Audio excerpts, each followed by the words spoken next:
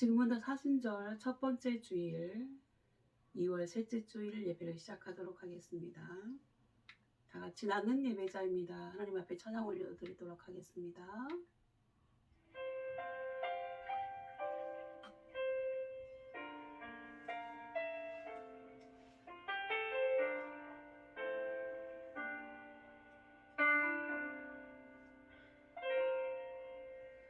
나는 하나님을 예배하는 예배자입니다. 내가 서 있는 곳 어디서나 하나님을 예배합니다. 내 영혼 거룩한 은혜를 향하여 내 마음을 완전한 하나님 향하여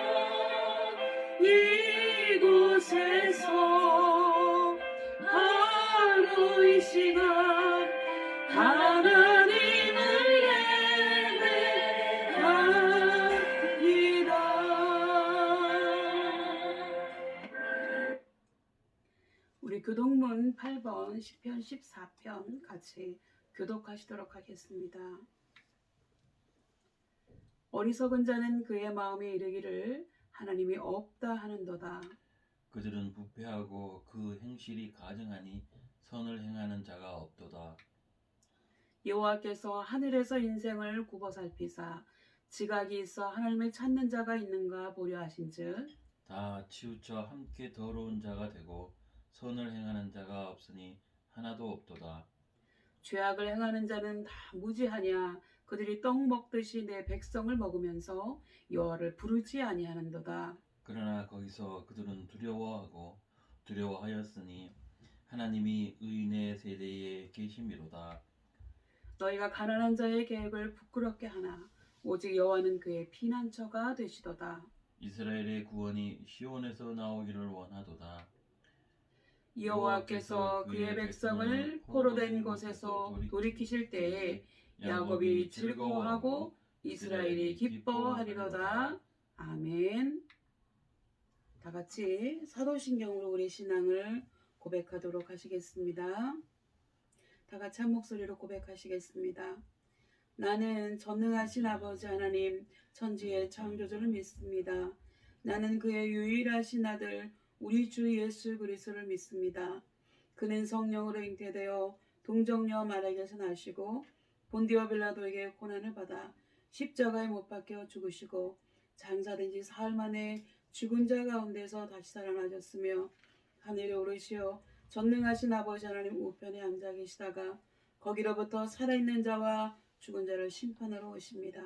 나는 성령을 믿으며 거룩한 공교회와 성도의 교제와 죄를 용서받는 것과 몸의 부활과 영생을 믿습니다.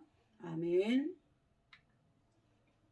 찬송가 144장 하나님 앞에 찬양 올려드리도록 하겠습니다.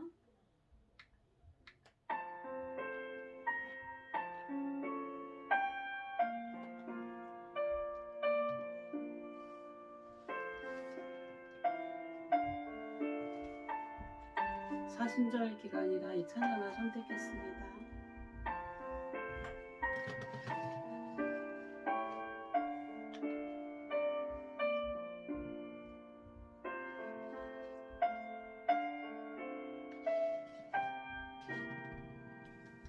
예수 나를 위하여 예수 나를 위하여 십자가를 지되 세상 죄를 지시고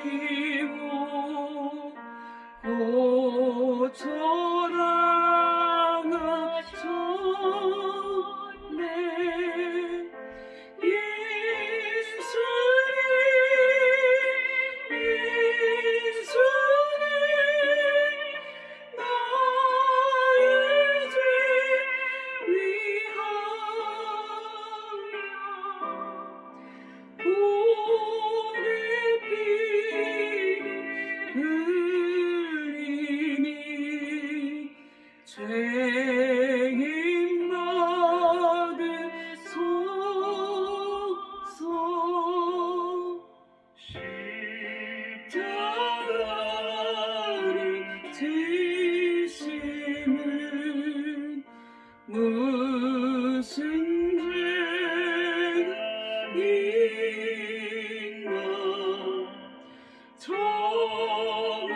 오직 사람들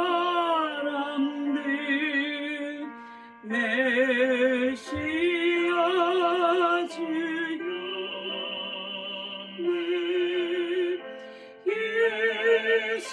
예수님 예수님 나의 죄 위하여 복의 피 흘리니 죄인 받으소서.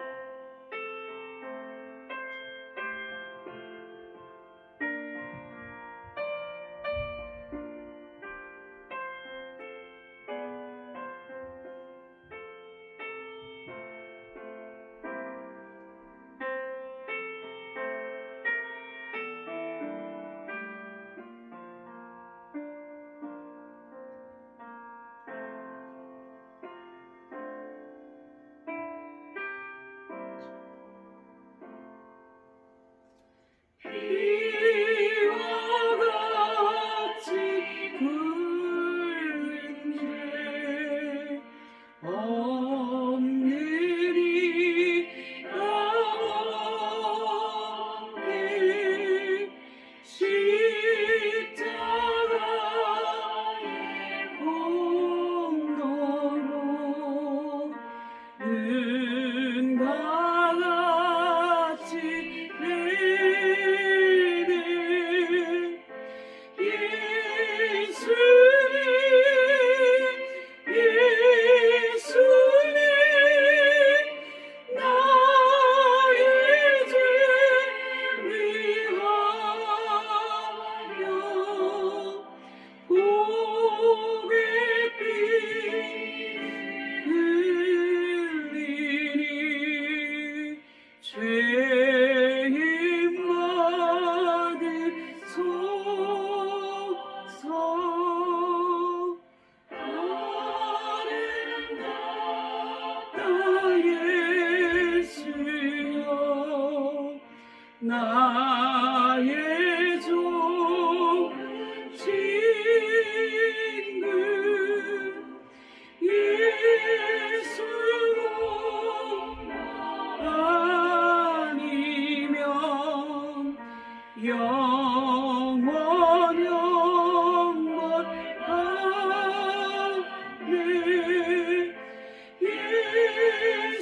예수님 예수님 나의 죄 위하여 복의 피 흘리니 죄인 받으소서.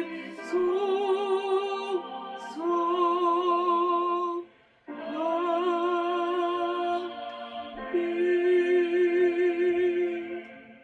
하나님 말씀 봉독하도록 하겠습니다. 열왕기상 12장 12절에서 17절까지의 말씀입니다.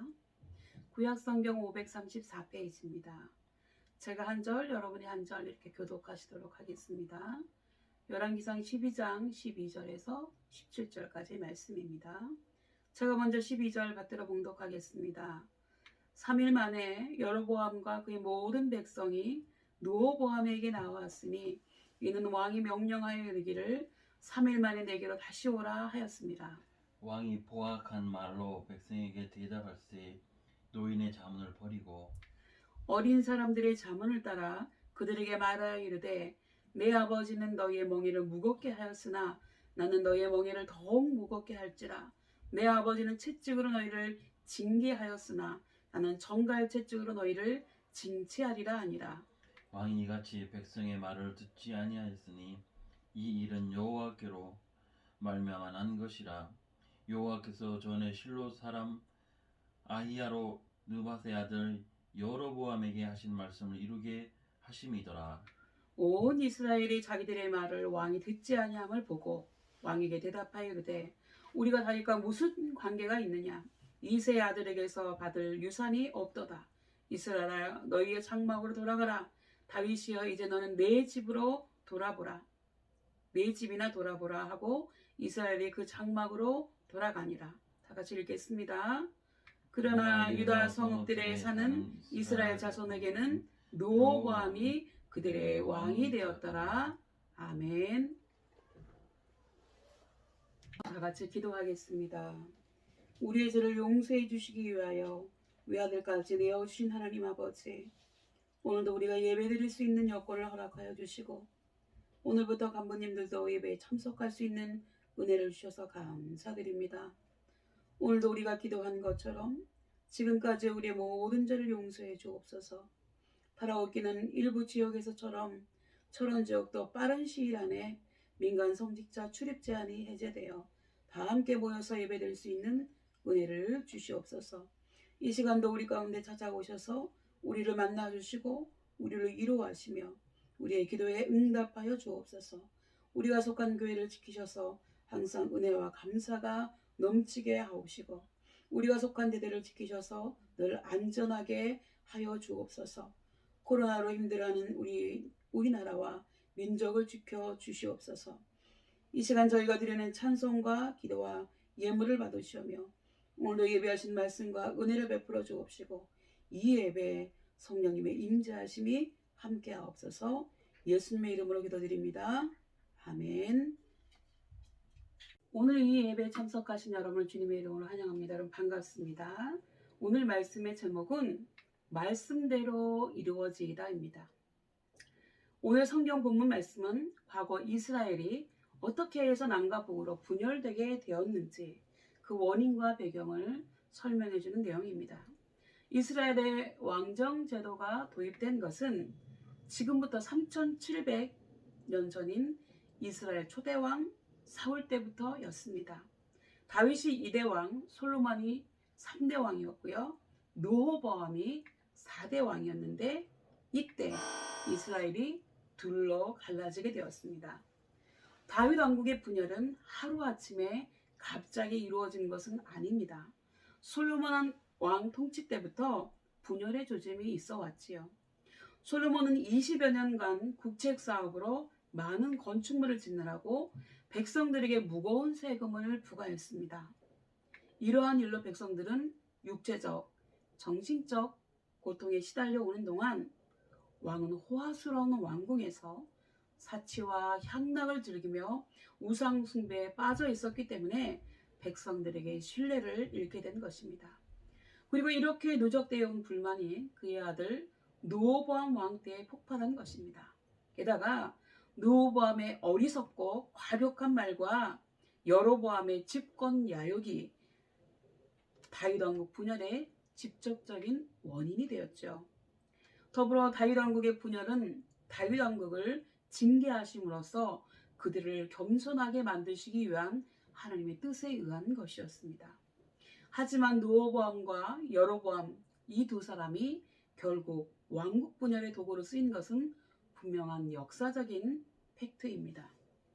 우리도 하나님께 좋은 일에 쓰임받을지언정 이렇게 나쁜 악의 도구로 쓰임받게 되어서는 안 될 줄 압니다. 그럼 이제 오늘 말씀을 구체적으로 살펴보도록 하겠습니다. 다윗 왕국이 분열되게 된 직접적인 원인은요. 첫 번째는 르호보암의 어리석은 처신과 거칠고 과격한 말 때문이었습니다. 르호보암의 말 한마디가 결국은 나라를 남과 북으로 갈라놓게 되는 발단이 되었죠. 르호보암은 솔로몬이 암몬 여인에게서 낳은 아들입니다. 곧 하나님을 모르고 우상을 숭배하는 이방 여인에게서 얻은 아들이었습니다.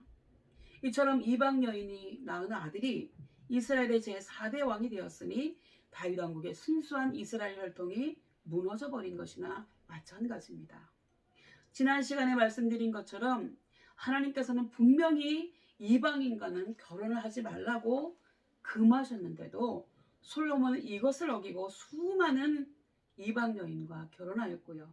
결국에는 이방 여인이 낳은 아들이 이스라엘의 왕이 되는 기막힌 실제 상황이 벌어진 것이지요. 르호보암이 41세에 왕위에 오른 것으로 보아서 그는 40여 년간 그의 아버지 솔로몬의 왕국에서 그 아버지가 생활하는 모습과 통치 성향을 지켜보았을 것으로 보입니다. 그렇다면 이 르호보암은 선왕 솔로몬을 통해서 무엇을 보고 배웠을까요? 아마 다음에 세 가지를 보고 배웠을 것 같습니다. 첫 번째는요, 그러니까 많은 배우자와 첩들을 거느리는 아버지의 모습이었습니다. 솔로몬은 인류 역사상 그 유래를 찾아볼 수 없을 만큼 수많은 아내들과 첩들을 두었습니다. 그의 말에 의하면 그 많은 여인들과 함께 향응을 즐기며 지냈다고 했습니다. 전도서에 기록되어 있습니다. 전도서 1장 8절에서 10절의 내용입니다. 아버지의 그런 모습을 보고 자라면서 르호보암은 과연 무슨 생각을 했을까요? 나는 결코 우리 아버지처럼 많은 아내와 첩을 두지 않겠다고 결심을 했을까요? 이러면 얼마나 좋겠어요. 그러나 르호보암도 아내가 18명이나 됐어요. 그리고 첩은 60명이나 두었다고 했습니다. 아버지의 버금가는 그런 아들입니다. 시도둑질은 못한다는 말이 있는 것처럼 그 아버지의 그 아들임이 분명합니다. 여러분, 자식에게 아버지는 살아있는 교과서라고 하지 않습니까? 대부분의 경우에 자식이 자기 아버지를 닮지 누구를 닮겠어요? 그러나 자식은 아버지의 말과 훈계로서 가르침을 받는 것은 아닙니다. 아버지의 행동, 뒷모습과 삶을 통해서 보고 배우는 것이지요. 이런 점에서 솔로몬 왕은 아들 르호보암에게 좋은 본을 보여주지 못했다고 보아야 합니다. 르호보암은요, 아버지를 통해서 또 무엇을 배웠을까요, 여러분? 아버지가 하나님을 버리고 우상을 숭배하는 모습을 보았을 것입니다. 솔로몬은 믿음의 왕 다윗의 아들답게 신앙으로 잘 자라났습니다. 신앙교육 잘 시켰어요, 아버지가. 그래서 왕위에 오르자마자 하나님께 1000번제를 드릴 정도로 신앙의 열정도 대단했습니다. 그런 그가 수많은 이방 여인들과 정략 결혼을 하면서부터 순수한 신앙과 열정이 식어지게 되었고, 마침내는 하나님을 버리고 그 이방 여인들이 숭배하는 우상 숭배자로 타락하게 되었습니다. 이건 다 인간적인 생각에서 비롯된 거예요. 솔로몬은 하나님께서 복과 지혜를 주셨기 때문에 주위의 사람들이 다 존경하고 조공도 갖다 바치고 그랬는데 굳이 이렇게 정략 결혼을 할 필요가 없었는데, 혹시나 몰라서 자기가 더 큰 인간적인 노력과 생각으로 더 큰 부귀와 더 큰 명예를 얻기 위해서 이 수많은 여자들과 정략 결혼을 하고, 그리고 그 여자들이 숭배하는 우상을 같이 숭배함으로 인해 가지고 마침내는 하나님을 버리고 그 이방 여인들을 숭배하는 우상 숭배자로 타락하게 되었다고 하는 것입니다. 솔로몬은 우상 앞에 향기를 태워 올리고 제사를 드리기 시작했고요. 그의 처와 첩들을 위하여 산당도 지어주었어요. 이거 다 국가 세금으로 지은 것입니다. 그러면서 솔로몬 왕국은 점점 타락과 쇠락의 길로 접어들게 되었습니다. 그가 그렇게 스스로 신이 되려고 노력한 결과 그는 참 신이신 하나님께 버림을 받기 시작했다고 하는 것입니다. 제가 지난 시간에 말씀드린 것처럼 솔로몬이 이방신을 섬긴 것은 단순히 여자들이 꼬셨기 때문은 아니에요. 그 이방신들의 그 신격, 그리고 이방의 나라의 그 왕들의 위격, 그것을 본받아서 나는 하나님의 밑에 있는 그런 왕이 아니라 나도 저 이방신을 섬기는 나라에 있는 왕들과 같은 그런 위격을 가진 신과 같은 존재라는 것을 드러내기 위해서 그 신을 섬겼다고 말씀을 드렸습니다. 그러면 여러분, 르호보암은 어땠을까요? 그의 아버지와는 다르게 우상 숭배 안 했을까요? 아니라는 겁니다. 그의 아버지 솔로몬을 그대로 따라했어요. 뭘 보고 배웠겠어요. 그래서 성경은 르호보암의 우상 숭배에 대해서 이렇게 기록하고 있습니다. 르호보암이 여호와 보시기에 악을 행하되 그의 조상들이 행한 모든 일보다 뛰어나게 하여 그 범한 죄로 여호와를 노엽게 하였으니, 여러분, 좋은 일에 뛰어나야지 악한 일에 뛰어난 거예요. 그래서 하나님을 화나게 했다는 거예요. 이는 그들도 산 위에와 모든 푸른 나무 아래에 산당과 우상과 아세라상을 세웠습니다. 그 당시 이방의 다른 나라의 사람들이 섬기던 이 신상이 이 아세라상이었거든요. 바알상, 만몬, 몰렉 이런 것들이었어요. 또 그 땅에 남색하는 자가 있었고 여호와께서 이스라엘 자손 앞에서 쫓아내신 국민의 모든 가증한 일을 무리가 본받아 행하였더라 라고 기록하고 있습니다. 이 말씀에서 볼 수 있는 것처럼 그때 이미 하나님께서 가증하게 여기시고 싫어하시는 죄악인 남색하는 자, 곧 동성애자가 있었다고 했습니다. 물론 지금처럼 에이즈로 죽은 사람들도 많았겠지요. 르호보암의 우상 숭배는 암몬 여인이었던 그의 어머니의 영향도 있었을 것입니다. 그러나 그의 아버지 솔로몬에게서 보고 배운 영향은 더 컸을 것으로 보입니다. 왜냐하면 아들은 아버지를 많이 따라가거든요. 여러분, 하나님이 십계명에 뭐라고 말씀하셨습니까? 여러분, 제2계명에 너는 나 외에는 다른 신들을 내게 두지 말라. 너를 위하여 새긴 우상을 만들지 말고 또 위로 하늘에 있는 것이나 아래로 땅에 있는 것이나 땅 아래 물속에 있는 것에 어떤 형상도 만들지 말며 그것들에게 절하지 말며 그것들을 섬기지 말라고 말씀해 주셨습니다. 그 어떤 형상이나 그 어떤 모양의 우상도 만들지 말라. 우상에게 절하지 말라. 우상들을 섬기지 말라는 말씀입니다. 솔로몬과 르호보암이 실제로 존재하지도 않는 말 못하는 형상인 우상을 숭배한 결과 그들은 어떻게 되었습니까?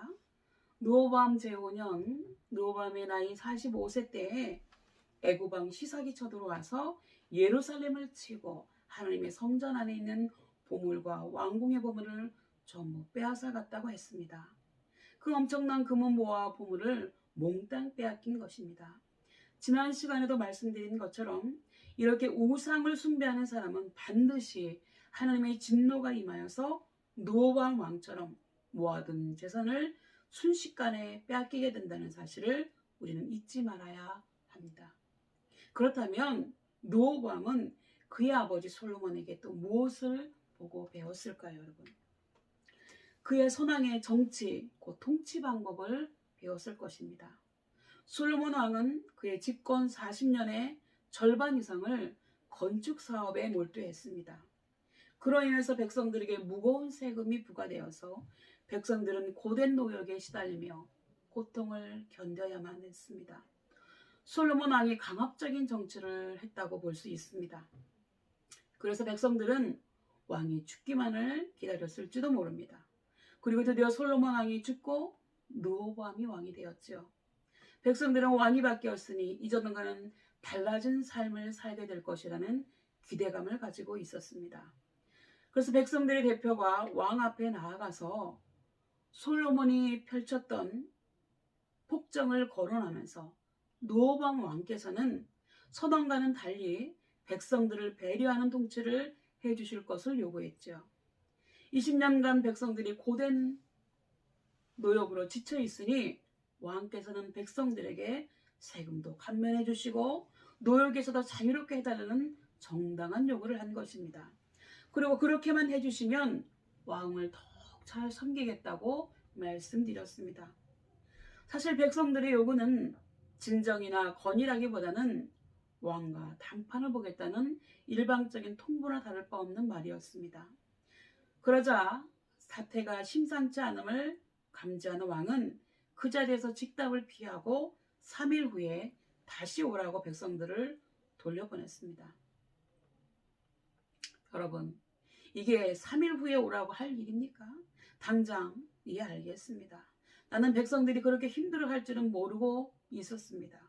앞으로 여러분의 고충을 듣고 시정하도록 해보겠습니다. 라고 했어야 하지 않겠느냐는 겁니다. 그러나 그는 그렇게 하지 않았다고 하는 겁니다. 그리고 그는 먼저 서왕을 모셨던 원로급 노인분들과 의논했습니다. 민심을 잘 알고 있었던 노련한 원로들은 백성들에게 정당한 대우를 해주면 그들은 영영이 왕의 종이 될 것이라고 충언을 해주었습니다. 즉 백성들의 요구를 들어주라고 한 것입니다. 그러나 원로들의 충언을 속으로 고깝게 여긴 르호보암은 이번에는 자기와 함께 자란 천박하고 철없는 친구들의 의견을 들어보기로 했습니다.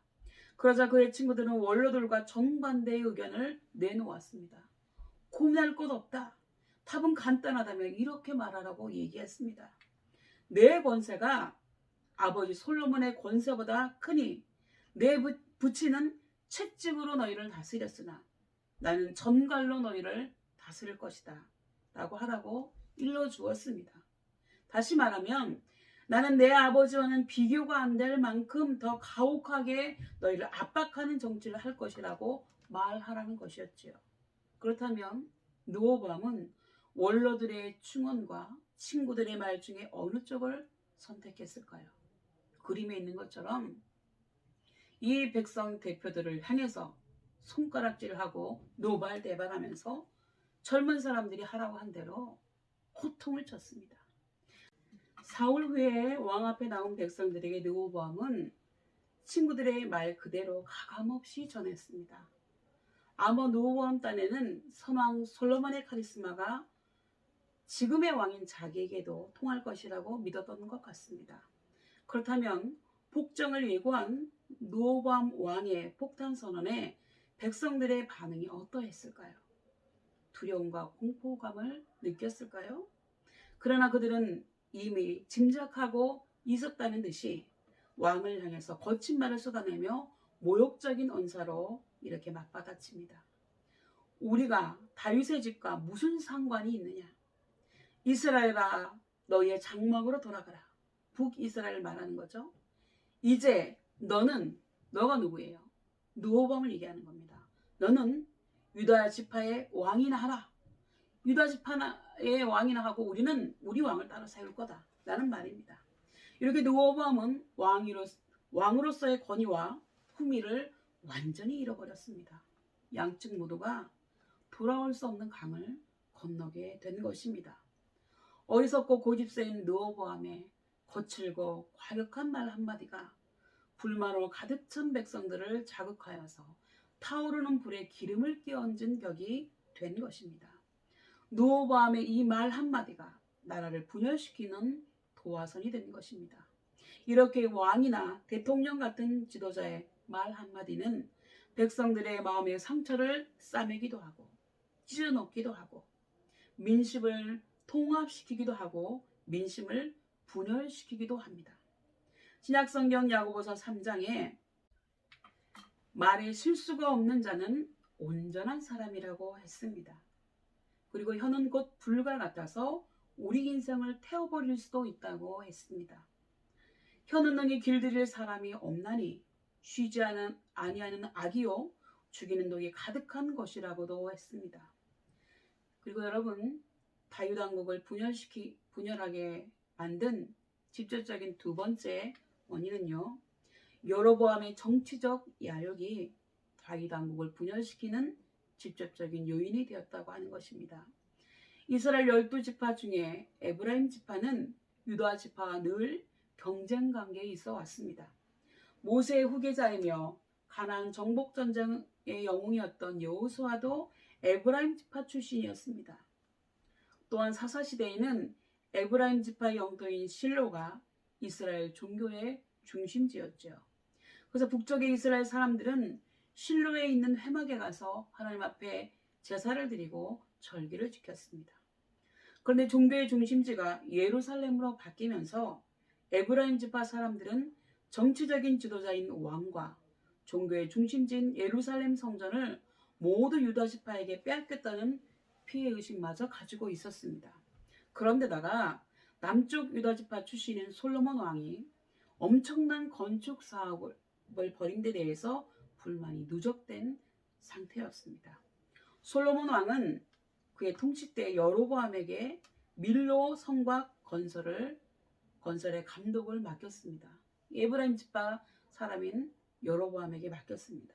그런데 너무 불만이 누적되어서 반란 조짐이 보이자 솔로몬이 여로보암을 죽이려고 한다는 것을 눈치채고 이 사람이 애굽으로 도망을 쳤습니다. 그는 애굽으로 도피하기 전에 선지자 아이야로부터 솔로몬 왕의 우상 숭배로 다윗 왕국이 분열되게 되고 여로보암 자기 자신이 왕이 될 것이라고 하는 예언을 들었습니다. 지금 아이야 선지자가 자기가 입고 있던 옷을 12조각으로 찢어서 10조각을 여로보암에게 주는 장면의 그림입니다. 그렇다면 정말로 나라를 생각하는 사람이었다면 어떻게 해서 이런 일이 벌어질까? 나라도 정신 차리고 바로 살아야겠다라고 생각하는 것이 아니고요. 민족의 분단을 애통하기보다는 이를 자신의 야욕을 성취시키기 위한 기회로 삼으려고 했다고 하는 것입니다. 나라가 분열이 되든 말든 그래도 좋으니 자신이 왕이 되기만을 바라는 함량미달의 지도자인 셈입니다. 그러나 솔로몬 왕이 죽자 사람들은 기다렸다는 듯이 애굽에 있던 여로보암을 불러들였습니다. 주로 북쪽 지파의 사람들이죠. 그렇다면 그들은 왜 여로보암을 불러들였을까요? 이제 남쪽에 가 있는 그 왕권을 북쪽에서 되찾아올 기회라고 생각했기 때문에 그렇습니다. 우리나라의 영남 호남 갈등과 비슷하다고 볼 수 있어요.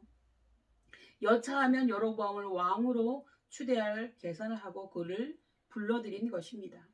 그리고 대다수의 지파 사람들도 여로보암을 지지하고 있었습니다.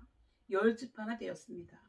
앞에서 보았듯이 르호보암 왕이 강경한 통치를 예고하자 왕에게 등을 돌린 이스라엘 10지파 사람들은 세겜에서 여로보암을 이스라엘 북왕국 초대왕으로 추대하였죠. 이렇게 해서 다윗 왕국은 분열되어서 르호보암은 남왕국 유다의 초대왕이 되고 여로보암은 북왕국 이스라엘의 초대왕이 된 것입니다. 우리나라처럼 이스라엘도 같은 나라, 같은 민족이 남과 북으로 갈라진 것입니다. 참으로 안타깝고 불행한 일입니다. 이것은 어느 누구 한 사람의 죄와 잘못 때문이 아니고요. 다윗, 솔로몬, 르호보암, 여로보암과 이스라엘 백성 모두의 죄와 잘못 때문이라고 볼 수 있습니다. 그 중에서 가장 큰 죄는 하나님을 버리고 이제까지 그들을 출애굽시키고 그들을 돌보아 주시고 그들과 함께 해주신 하나님을 버리고 우상을 숭배한 죄가 다윗 왕국 분열의 가장 큰 요인이었다고 하는 것입니다. 그리고 이 모든 일은 하나님께서 솔로몬에게 경고하셨던 내용대로 이루어진 것입니다. 여호와께서 솔로몬에게 말씀하시되 너는 내게 이러한 일이 있었고 또 내가 내 언약과 내가 내게 명령한 법도를 지키지 아니하였으니 내가 반드시 이 나라를 내게서 빼앗아 내 신하에게 주리라. 그러나 내 아버지 다윗을 위하여 내 세대에는 이 일을 행하지 아니하고 내 아들의 손에서 빼앗으려니와 오직 내가 이 나라를 다 빼앗지 아니하고 내 종 다윗과 내가 택한 예루살렘을 위하여 한 지파를 내 아들에게 주리라 하셨더라. 맞죠? 10지파는 여로보암에게 갔고 나머지 한 지파만 이 자기 아들에게 속하게 되었습니다. 그리고 하나님의 종 아이야를 통해 여로보암에게 하신 말씀대로 된 것입니다. 이는 그들이 나를 버리고 시돈 사람의 여신 아스다롯과 모압의 신 그모스와 암몬 자손의 신 밀곰을 경배하며 그의 아버지 다윗이 행함같이 아니하여 내 길로 행하지 아니하며 나보기에 정직한 일과 내 법도와 내 율례를 행하지 아니함이니라. 그러나 내가 택한 내 종 다윗이 내 명령과 내 법도를 지켰으므로 내가 그를 위하여 솔로몬의 성전에는 온 나라를 그의 손에서 빼앗지 아니하고 주관하게 하려니와 내가 그의 아들의 손에서 나라를 빼앗아 그 10지파를 내게 줄 것이요 그의 아들에게는 내가 한 지파를 주어서 내가 거기에 내 이름을 두고자 하여 택한 성읍 예루살렘에서 내 종 다윗이 항상 내 앞에 등불을 가지고 있게 하리라. 이 말씀해 주셨어요.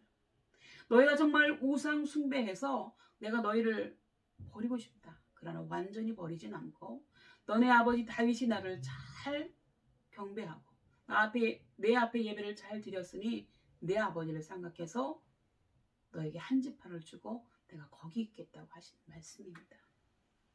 그리고 열왕기상 12장 15절 왕이 이같이 백성의 말을 듣지 아니하였으니 이 일은 여호와께로 말미암아 난 것이라.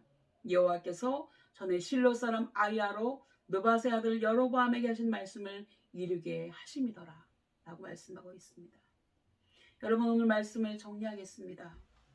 우린 오늘 말씀의 제목과 내용 속에 말씀대로 이루어진 사실에 대해서 그렇다면 사람에게는 잘못이 없고 다만 하나님이 하시고 싶은 대로 다 하신 것이 아닌가 라는 의문을 품게 될 것입니다.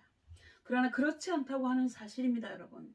왜냐하면 하나님께서는 솔로몬의 말년은 물론이고 그의 아들 르호보암의 인성이 이미 잘못 만들어지고 있음을 아셨다고 여러분 생각해야 됩니다.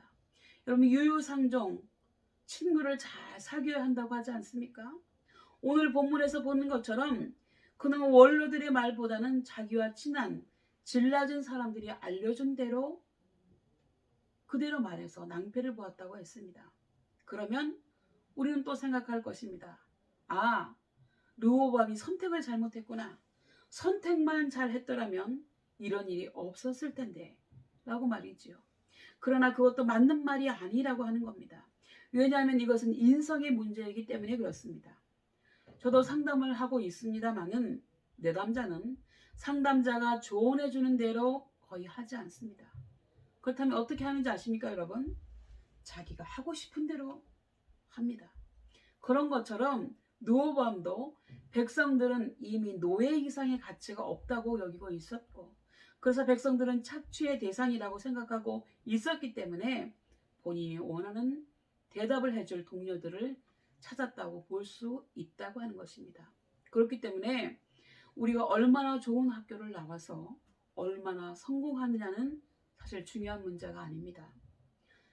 인성이 잘못되면 높은 자리에 올라간다고 하더라도 그 자리를 지킬 수 없을 뿐만 아니라 그가 그 자리에 있음으로 인해서 보다 더 많은 사람들에게 고통을 줄 뿐이라는 사실을 우리는 잊지 말아야 합니다.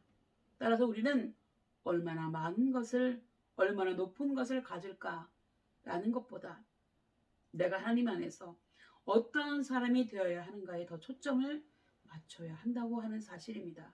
그래야지만 내가 어느 자리에 있든지 또 어떤 위치에 있든지 그것을 통해서 나도 복받고 다른 사람들에게도 유익을 끼치는 사람이 될 수 있다는 사실입니다. 이러한 점에서 기독교 신앙교육은 매우 중요하다고 할 수 있습니다. 여러분이 앞으로 무슨 일을 해서 먹고 사느냐는 그렇게 중요한 문제가 아닙니다. 다만 남의 것을 빼앗거나 거짓말을 하거나 도둑질을 하거나 하나님이 싫어하시는 더러운 방법만 아니면 된다고 하는 사실입니다. 여러분, 노동은 다 소중한 것이고요. 일할 수 있는 것은 축복입니다. 하나님께서도 일하기 싫은 사람 먹지 말아라 이렇게까지 말씀하셨으니까요. 다만 우리가 신경 써야 하는 것은 내가 그 자리에 있으면서 무엇을 하느냐입니다. 어떠한 일을 하든지 간에 정직과 최선을 다하고 인정받고 보람을 느끼고 그 일을 통해서 발생한 수입으로 하나님 앞에 정직한 11조와 헌금을 드리고 더불어 다른 동료나 사회에 유익을 끼치는 사람이 될 수만 있다면 여러분은 여러분이 하는 일을 통해서 하나님께 영광을 되는 것이기 때문에 그렇습니다. 우리는 지금 지난 수요일 제수요일로부터 시작해서 주일을 제외한 40일의 기간 동안 예수님께서 우리의 죄를 짊어지시고 십자가에 죽으시기 위해서 이 땅에 오셔서 십자가를 지신 날을 기념하는 사순절의 기간을 보내고 있습니다. 특히나 이 사순절 기간에 예수 그리스도의 희생과 성경을 깊이 묵상하시면서 내가 어디에서 무엇을 하든지 하나님께 영광을 돌리고 사람들에게 복음을 전할 수 있는 사람이 되어서 이 땅에 하나님의 나라를 앞당기는 주인공이 되는 축복된 삶을 살아가시는 여러분이 되시기를 예수님의 이름으로 축원합니다. 기도하시겠습니다. 우리를 위해 외아들을 죽음의 자리로 내어주실 만큼 사랑을 베푸신 하나님, 우리가 이 사순절 기간에 예수 그리스도의 희생과 헌신을 더 깊이 묵상할 수 있는 은혜를 주시니 감사드립니다. 우리는 지금까지 우리가 좀 더 많이 배우고 좀 더 가지면 행복할 것이라고 생각하면서 하나님을 알지 못하는 사람들과 별 다를 바 없는 삶을 살아왔음을 고백하오니 용서하여 주옵소서. 바라옵기는 이제부터라도 우리가 얼마나 많이 가지며 얼마나 더 높이 오를까 보다는 나에게 주어진 삶의 자리에서 그 삶을 충실하게 살아남으로 인해 어떻게 하면 하나님을 알지 못하는 사람들에게도 선한 영향력을 끼치고 어떻게 하면 하나님께도 영광을 돌리는 삶을 살까를 고심하며 최선을 다하게 하시고 그 삶을 통해 보람을 느끼며 하나님을 알지 못하는 사람들에게도 선한 영향력을 끼치는 삶을 살아가게 하옵소서. 그리하여 하나님이 주시는 복으로 차고 넘쳐서 나를 보는 사람마다 하나님을 생각하고 하나님께 영광을 돌리며 나를 세우신 하나님을 믿겠노라고 고백할 수 있게 하옵소서. 하나님의 이름을 위해서라도 그리하여 주시옵소서. 나를 위해서 십자가에 피 흘려 나의 죄의 값을 대신 지불해 주신 예수님의 이름으로 기도드립니다. 아멘.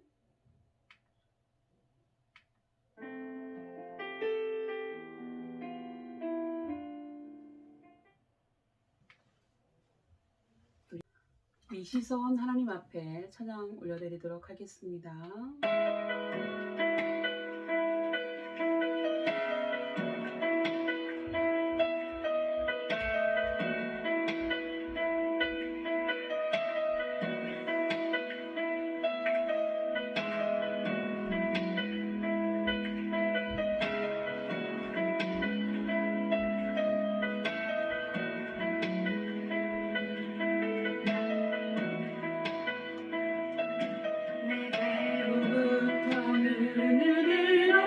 주를 보기 시작할 때 주의 일을 보겠네. 내 작은 마음 돌이키사 하늘의 꿈꾸게 하네. 주님을 볼 때 내게로부터 눈을 들어 주를 보기 시작할 때 주의 일을 보겠네. 내 작은 마음 돌이키사 하늘의 꿈꾸게 하네. 주님을 볼 때 모든 시선을 주님께 살아계신 하나님을 느낄 때 그 삶은 주의 역사가 되고 하나님이 일하기 시작하네.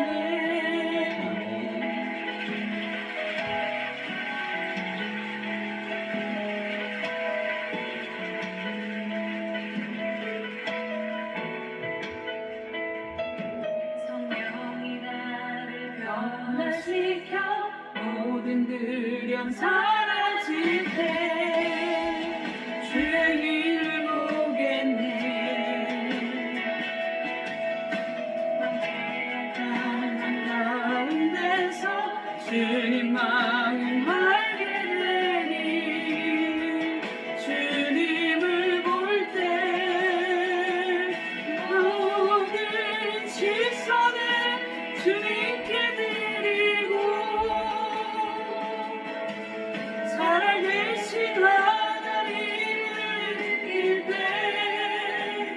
내 삶은 주의 역사가 되고 하나님이 일하기 시작하네. 시선을 주님께 드리고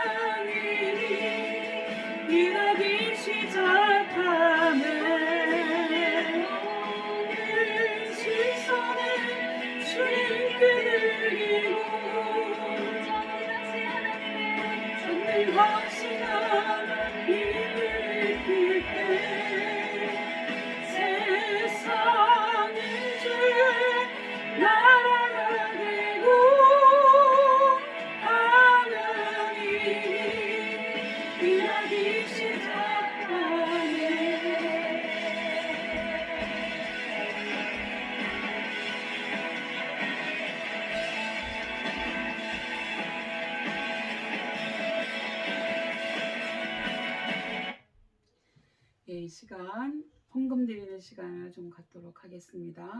헌금 드리실 때 늘 말씀드린 것처럼 여러분이 하나님 앞에 감사의 내용과 또 하나님 앞에 소원의 기도의 제목 올려드리시고 헌금 함께 드리시면 되겠습니다.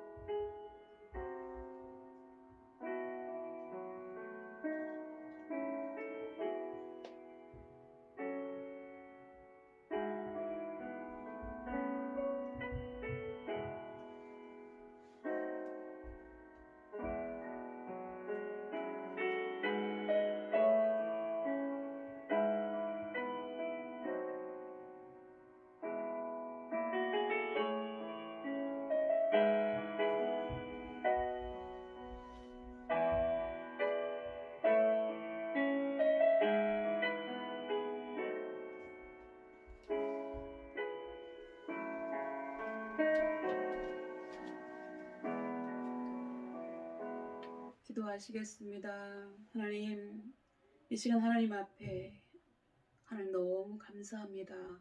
감사의 기도 제목 올려드립니다. 하나님께서 이들의 감사가 더 풍성해질 수 있도록 하나님께 날마다 채워주시고 함께 주시옵소서. 또 하나님 앞에 소원이 있어서 소원의 기도의 제목 올려드립니다. 하나님께서 이들의 마음의 소원을 이루어 주시고 하나님 안에서 다 해결되는 귀한 역사가 있게 해 주옵소서. 또 이 시간 하나님 아버지, 우리의 헌금 하나님 앞에 올려드립니다.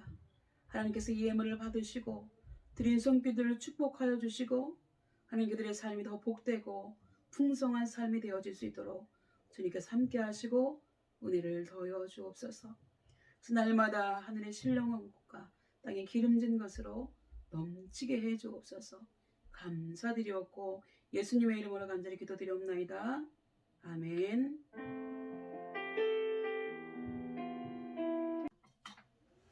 제가 축도하고 예배를 마치도록 하겠습니다.